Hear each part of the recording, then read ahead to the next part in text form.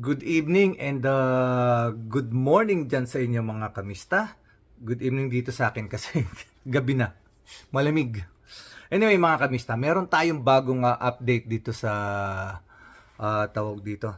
Sa Missing Sabongero. At ito po ay lumabas po itong balita na ito tungkol po dito sa mga isinampang kaso ni Atong Ang laban kay alias Totoy. So bago po tayo mag-diskusyon o magbigay ng komento, pakinggan po muna natin yung pangyayari. Ito po. Pakinggan po natin sabay-sabay. Ng Mandaluyong City Prosecutor's Office ang patong-patong na reklamo ni Atong Ang laban sa dalawang whistleblowers sa Missing Sabongeros case. Pero para sa kampo ng gambling kingpin, hindi pa tapos ang laban. Narito ang agenda report ni Joash Malimban. 5 cases, lahat ibinasura. Walang lumusot kahit isa. Ibinasura ng Mandaluyong City Prosecutor's Office ang mga isinampang reklamo ni bilyonaryo gambling tycoon Charlie Atong Ang laban sa whistleblower na si Julie Dondon Patidongan at isang Alan Bantiles o Alice Brown.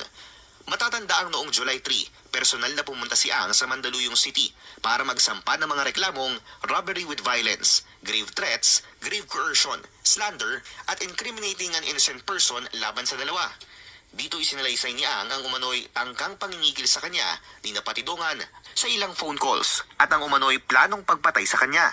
Pero sa isang September 30 resolution, sinabi ng panel of prosecutors na walang sapat na ebidensya ang mga isinampang reklamo ni Ang.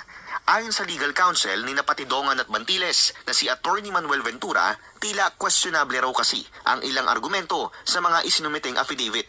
Napaka-imposible na kung sino yung nag-extort, ay siya pa yung tumatawag. Dapat kung sino yung nang-extort, siya yung tumatawag dun sa kikikilan, di ba?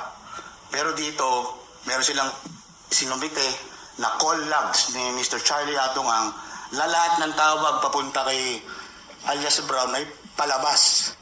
Napuna ng opisina ng piskalya na habang sinasabi ni Mr. Charlie Atong Ang na tinangka siyang pagnakawan or saktan, nagbigay pa rin siya ng halagang 12 million para sa kampanya sa pagka-alkalde ng aking kliyente na si Mr. Dondon Patidongan. Dagdag pa niya, isang patunay umano ang dismissal na ito na ang isinampang reklamo, paraan lang ng kampo ni Ang na i-discredit ang kanyang kliyente. At sinabi rin dito na kung totoong may banta sa kanyang kaligtasan, dapat siya ay tumigil sa pakikipag-ugnayan or nag-ulat siya or nag-report sa pulisya. This is a very good development on our part. Kasi malinaw na sa umpisa pa lang talagang makikita mo na binabasura na ng piskalya yung mga posibleng aksyon na gawin laban sa credibility ng aking kliyente. Para naman kay Patidongan, welcome development ito habang tumatakbo ang investigasyon sa kaso ng mga nawawalang sabongero. At patunay umano na kasinungalingan ang mga alegasyon sa kanya ng dati niyang boss. Nagpapasalamat ako sa Panginoon. Talagang walang kasinungalingan na nangingibabaw. Salamat na lumabas ang katotohanan dito sa sinampan nila agad sa akin. Ayon sa kampo ni Ang, Okay mga kamista, narinig nyo mga kamista ha? Yan ay bagong-bagong balita. So ito yung ating update nga ngayon. So kung inyong matatandaan, nag-vlog ako bandang July na itong ang si Atong Ang ay sinampahan din niya ng kaso itong si alias Totoy o si Dondon Patidongan. At doon nga ay sinabi niya na siya ay kinikikilan at pinagtangkaang pang patayin nitong si Dondon Patidongan at nitong si Mr. Brown. Pero mga kamista, napakalabo kasi ng argumentong yan eh. Narinig nyo naman, bigyan natin yung isang halimbawa nga na binanggit dito na nakita ng piskalya na paano mangyayari yun samantalang si Atong Ang mismong tawag ng tawag sa kanila. So ibig sabihin lang, bago nagsampa ng kaso itong si Dondon, si pangalan nito, si Atong ang kanyang grupo, lahat ng conversation is palabas papunta kay Dondon Patidongan o kay alias Totoy at kay Mr. Brown. So, tama yung sinabi ng lawyer. Kung ikaw ay kinikikilan, dapat ang tatawag sa'yo yung nangingikil sa iyo. Hindi ikaw na kinikikilan, ang tatawag sa nangingikil sa iyo. Pangalawa, binigyan pa niya ng pera si Dondon Patidongan noong panahon na ito ay tumakbo bilang mayor sa kanilang bayan, sa kanilang probinsya, sa Visayas. At ang binigay niya ay 12 million pesos. So, paano naging kikil yun samantalang ikaw pa ang nag-donate para sa campaign money nitong si Dondon Patidongan? Ito pa,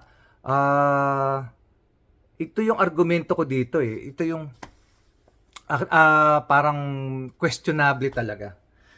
Si Atong Ang ay isang bilyonaryo. Kilala yan sa lahat. Kilalang kilala yan sa buong Pilipinas. O kahit sa Asia pa siguro kasi talagang sikat ang pangalan yan. Kung ikaw ay kinikikilan, halimbawa ako si Atong Ang, may nangingikil sa akin na isa kong tauhan. Bakit ako makipag-argumento sa'yo? Hindi na kita kakausapin, kinikikilan mo ako, tatakbo ko sa NBI. Diba mga kamista? Yan ang unang-una kong gagawin kung ako si Atong Ang. Kung kinikikilan mo ako at pinagbabantaan mo ako, napapatayin mo ako, ang unang-una kong gagawain, hindi na kita kakausapin. Pupunta ako sa NBI, magsasampa ako ng kaso, at ipapatugis kita sa NBI. Ngayon, sasampahan kita ng kaso pag nahuli ka na. Ganun dapat. Kasi bilyonaryo ka eh. Or, kilalang kilala ka nga eh na marami kang mga tauhan na mga pinapalaglag. O pagka meron kang problema sa isang tao, eh kilalang kilala na may mga tao ka na tumatrabaho para sa'yo. Eh bakit hindi mo nagawa kay Dondon nung panahon na yun? So, doon pa lang mga kamista, maliwanag na yung isinampang kaso na ni Atong Ang kay alias Totoy ay isang fabricated lamang para sirain yung credibility ni Dondon Patidongan, kasi si Dondon Patidongan, siya ang whistleblower ng mga nawawalang sabungero. At dahil doon, kung masisira ni Atong Ang kanyang credibility, tuloy-tuloy na iyon, pagdating ng hearing sa mga nawawalang sabungero, masisira na ngayon lahat ng testimonya at ng affidavit na ginawa ni Dondon Patidongan. Kaso, baligtad po, nakita ng piskal na yung mga ginawang kaso ni Atong Ang laban kay alias Totoy ay pawang mga mahihina ang mga ebidensya at hindi ito napatunayan na meron talagang nangyaring ganoon. So lumalabas, mas lumaki ngayon ang tiwala ng mga tao kay Dondon Patidongan at mas lalong tumitibay na ang argumento ngayon ni Dondon labang kay Atong Ang ay mas matibay at mas makatotohanan. So sa mga darating pang mga kaso, sa kanilang mga binibitawang mga argumento laban dito sa kay Atong Ang at sa kanyang mga kasamahan na mga nakasuhan na, mas matimbang ngayon ang mga tawag dito, yung mga testimonya ni Dondon Patidongan. Mas mabibigat ngayon yung weight, yung ano nito, yung kanyang paratang dito kay Atong Ang. So, mga kamista, ito ay isang magandang balita kasi kumbaga, umpisa pa lamang ng laban ng boxing, nakapuntos na rin kagad sila yung kampo ng mga nawawalang sabungero. Itong si Dondon Patidongan, napatunayan niya na mas mabigat yung kanyang bintang kay Atong Ang. At itong si Atong Ang, yung kanyang kaso ay napawalang bisa. 5 kaso yun. So, doon pa lamang may malaking panalo na. Kumbaga sa score, kung ito ay boxing, naka-score na rito sa first round itong si Dondon Patidongan. So mga kamista, kaya po ang laban nito ngayon is 1 para kay alias Totoy at 0 para kay Atong Ang. So mga kamista, wag natin itong bibitawan kasi alam naman natin natatabunan na itong issue na ito ng flood control scandal dyan sa DPWH, yung mga politikong mga sangkot, yung mga kontraktor na Talagang nagwawalang hiya, pero hindi natin to bibitawan. Lagi tayong magbibigay ng update sa inyo mga kamista, kasi sa simulat sa poll, marami na tayong ina-update sa inyo. Abangan po ninyo yung mga susunod pa na mga kaganapan. Basta't meron po akong nakita na panibagong update, kahit na maliit lamang ito, para maibigay ko sa inyo yung mga impormasyon. So wag po natin kakalimutan, itong mga nawawalang sabungero ay natatabunan po ng mabigat na issue ngayon, pero hindi dapat itong bitawan, kasi ito talaga yung nauna na nagpagising talaga sa mga Pilipino na may mga malalaking tao talaga na mahirap kalaban. At ito nga, yung grupo ni Atong Ang na bilyon ang pera. At kagaya nga sinabi ni dating Secretary of Justice Boying Rimulya, si Atong Ang kaya niyang bumili o kumuha ng mga pinakamagagaling na abogado sa Pilipinas. Kaya niyang bilhin lahat yun para ipantapat sa mga prosecutor ng mga nawawalang sabungero. So ito po ay labanan talaga ng abogado, labanan ng ebidensya. Pero kung sa ngayon pa lamang, magandang laban na ito. Nakapuntos na kaagad si alias Totoy. Kasi kung dito bumagsak si Patidongan, nakaisa kaagad si tawag dito, si Atong Ang, medyo hihina ng konti yung kaso. And at the same time, maraming mag-iisip. Siyempre, mga kababayan natin, siyempre, ang iisipin, baka may gumana na pera. Pero siguro naman po mga kamista, hindi naman. Kasi dito pa lang ipinakita na ng ating justice system na tinatrabaho nila ng tama itong kaso ng mga nawawalang sabungero.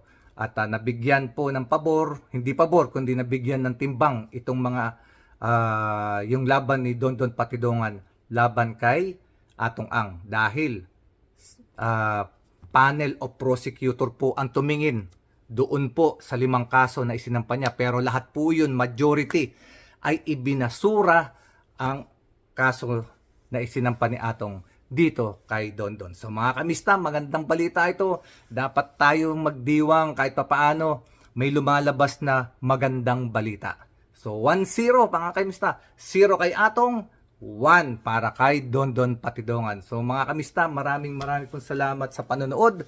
At kung bago ka lang po rito sa aking channel, please subscribe, like, and share. Paki-forward naman po, pakikalat po yung ating video para malaman ng mga tao yung nangyayari dito sa missing sabungeros. Kasi natatabunan po ang social media at ang mga balita ng mga taga-DPWH, yung contractor, yung mga damuhong mga kontraktor na nagwaldas at kumulumbat ng mga bilyon-bilyon kasabwat ang mga politikong congressman at mga senador.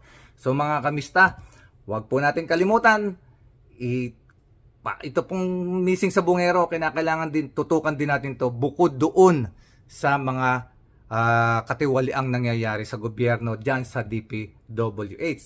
Maraming po salamat mga kamista. Huwag niyo pong kakalimutan, paki-subscribe, like, and share. At sa mga kapatid nating Muslim, Assalamualaikum mga kapatid. God bless us all. Sa ating mga kababayan dito sa ibang bansa, mga OFW, mabuhay kayong lahat. At huwag kayong magsasawa sa pagmamahal sa pamilya. Mga kapatid, mga kamista, maraming pong salamat sa inyong lahat. Hanggang sa muli, magkita-kita po ulit tayo sa susunod na ating vlog.